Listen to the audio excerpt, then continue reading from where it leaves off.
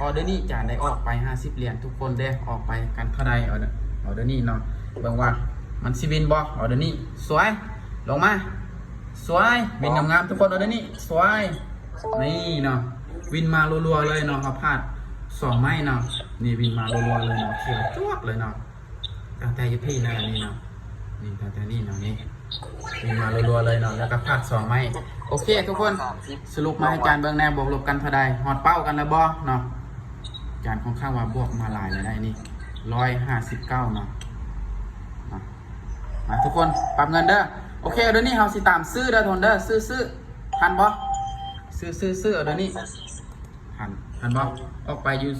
20 เหรียญเนาะกดไป2 ออเดอร์เดี๋ยวนี้เด้อนะสังเกตเบิ่งแหง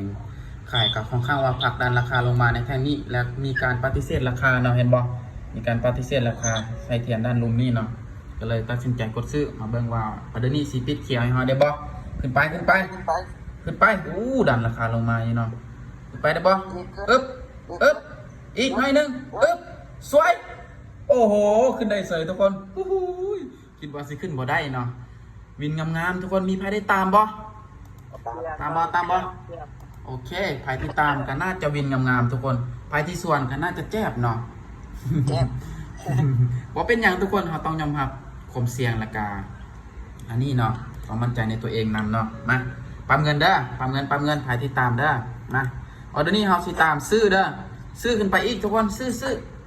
อเด้ออู้จานออกไป10 เหรียญออเดอร์นี้เนาะลืมปั๊มเงินทุกคนลืมปั๊มเงินเนาะมา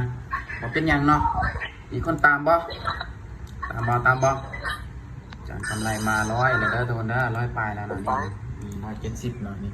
โอ้วินมารัวๆเลยเนาะนี่เนาะวินมารัวๆเลยหากระพาด2 ไม้เนาะมาขึ้นไปแล้วบ่ทุกคนขึ้นไปแล้วบ่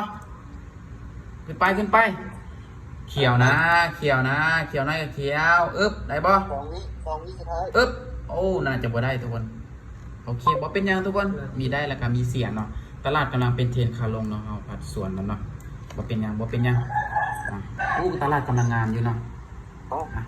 ปั๊มเงินเด้อ